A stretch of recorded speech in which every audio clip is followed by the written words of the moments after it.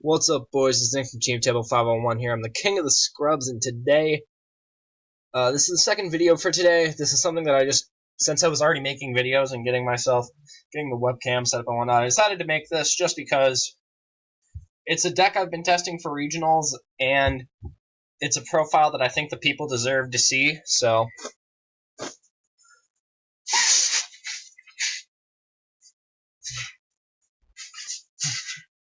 I hate Michigan weather, by the way. But, this is my Fluffal deck. Ever since I played this at the Garden City Regional, I cannot stop. This deck is ridiculously fun to play. It's also really fucking cheap. Like, this deck list on screen is maybe $100 for possibly the best rogue deck in the entire format. This deck is insane.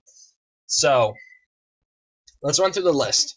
3-dog, it's the Stratos, obviously. You gotta play 3 of it.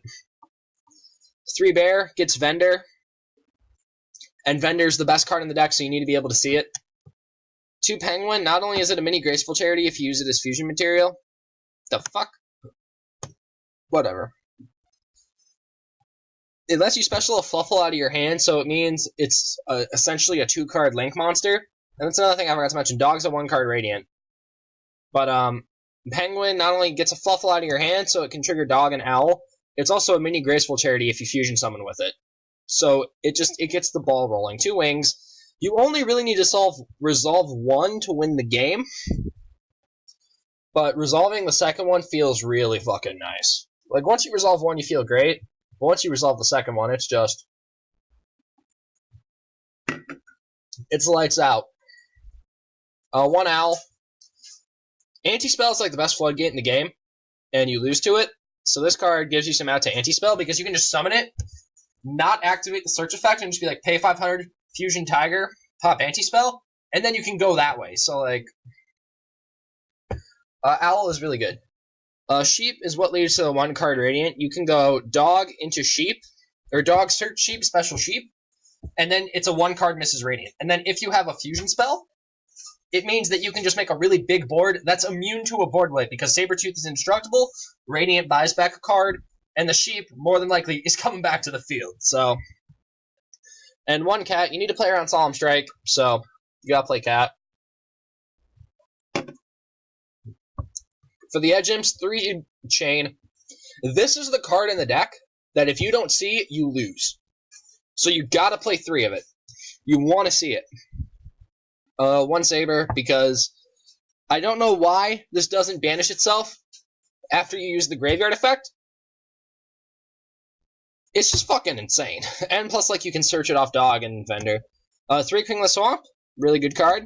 If you're playing less than 3, you're just doing it wrong. RIP Gofoo.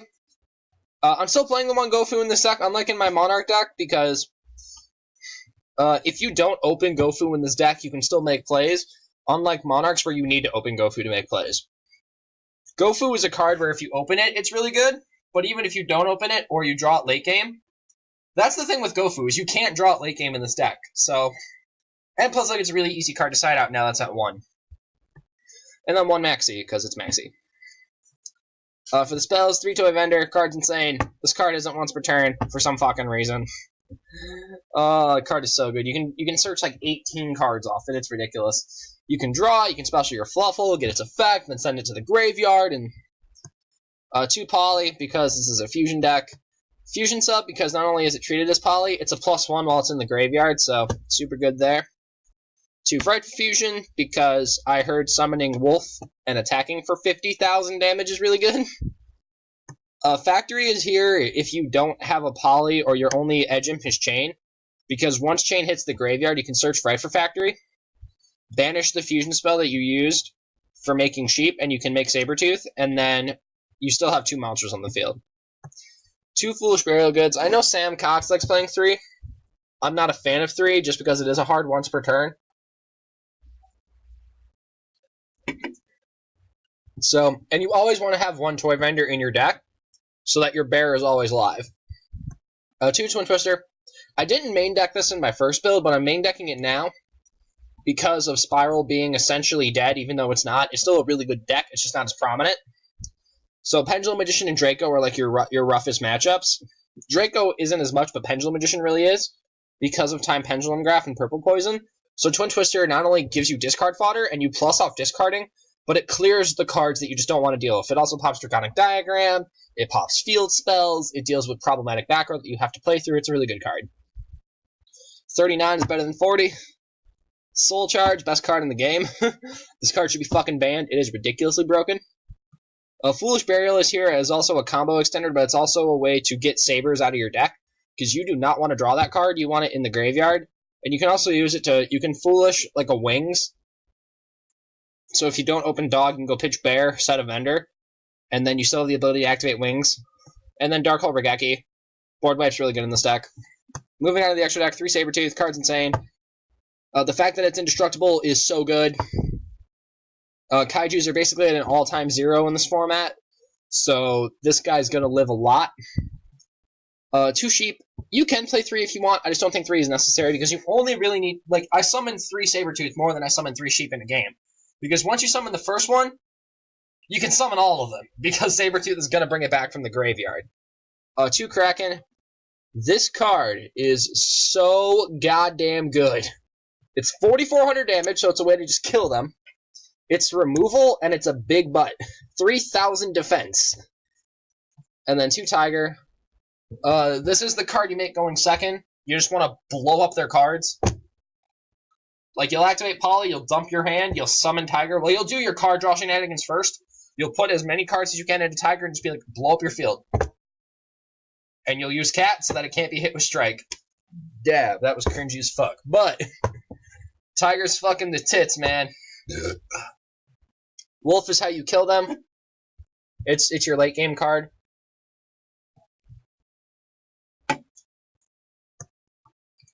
Leo is here for some burn damage. It's also sort of like your mid game, late game card, where once they make their super problematic boss monster, you throw this in the extra monster zone and be like, pop your guy. You take 1,000,000 damage. And then for the Link monsters, 1 Mrs. Radiant, because it's really good. It also buys back Maxi, it can buy back Dog, Bear, or the one of Fluffals. Super good. It can also buy back the Earth Kaiju, which is why it's in my side deck. I'll talk about that in a minute. Proxy Dragon and Decode are here for the Gofoo. Because if you open Gofoo, you want to be able to make Decode Talker. And then this was a really tough choice for me to make. It was either play Fairy Cheer Girl or Baguska, but I decided that Fairy Cheer Girl is better simply because it draws you a card. So, going first, if you don't open an Edge Imp, you can go Penguin Dog, or specifically if you don't open Edge Imp Chain, because that's the card you need to Fusion Summon. So, let's just say you just have a hand of all Fluffals, and you don't, you have a King of the Swamp and a Poly, but you don't have Chain. You can go Penguin Dog, make Fairy Cheer Girl, draw a card, and that can possibly continue your plays. Also, you can just use it for a Link Summon so that you've cleared your extra Monster Zone out, so that's really good. Baguska is also really good, but Baguska also means you're taking a turn off, and you don't really want to do that, because if they just have the Regeki, you lose. So, for the side deck, Triple Zaphion, you don't beat Paleo, and this card's really good, especially since Toy Vendor can special summon any monster. So if you randomly flip a Fluffal, which if you're me, you don't, because card just hates me, but you can special Zaphion to the field, and then you still have your ability to keep going. 2 Ghost Ogre, because you really want to blow up those diagrams, you want to blow up those Union Hangers. And then we have Kaijus, because this deck doesn't want to deal with Masterpiece. Making Sabertooth is good because it won't die, but just removing the Masterpiece makes your life a lot easier, and it makes going for game a lot easier. Mind Control is my favorite card in the side, because Firewall Dragon is a pain in the dick. That card beats you, and being able to just say, that Firewall's mine now, is insane. Because sure, they can do shenanigans where they can bounce a card to the hand or whatever, but now that you have that Firewall Dragon, you can just Link Summon with it. Because that's really all you can do it for, because you can't Fusion Summon with it, you can't Exceed with it, so you basically take it, you summon a Fluffal, and then you make Proxy Dragon. So that way the Firewall's off the field. It can also take stuff it can bait stuff like Buster, Spirit Dragon. It can take a Masterpiece if it's unaffected by spells, which usually is. It can also bait negation cards, Totally Awesome. It can take a Crystal Wing. Crystal Wing is really hard for this deck to beat, so being able to just take a Crystal Wing is super good. 2 Chalice for going second as well, and then 3 Magical Spring, because this card is insane in this deck. You basically play 0 continuous spells and traps other than Toy Vendor. So this is mostly like a draw 3, discard 0 against, or you'll always discard at least 1. Maybe you discard 2, but you can discard Chain for plussing, Wings for plussing, Vendor for plussing. This card is insane in this deck. So you gotta play it at 3. But that's about it for the Fluffal deck profile. I enjoy this deck. It's really fun. And if you want something budget to play, this is probably one of your best options. Like, D barrier's at an all-time low, so you don't have to really worry about it. And even if you do run into a D barrier, you have options. Like, you can still make a big board. It's just a big board of Link monsters, not a big board of Fusion monsters. So, and this deck is incredibly versatile as long as you're not an idiot. Don't go second. Go first. But that's about it for this deck profile. Let me know what you think in the comment section down below. Let me know if you want a Domain Monarch video, how to play the deck, or how to play Fluffals. I'd like to think I'm okay at playing the deck, so I know what I'm talking about. I'm not as experienced like Sam Cox is or a couple of other people, but I know enough about the deck and I know enough about the game to help you guys out if you want it. So let me know what you want to see in the comment section down below. My name is Nick from Team Taylor 501. Thanks for watching, and I'll see you guys next time.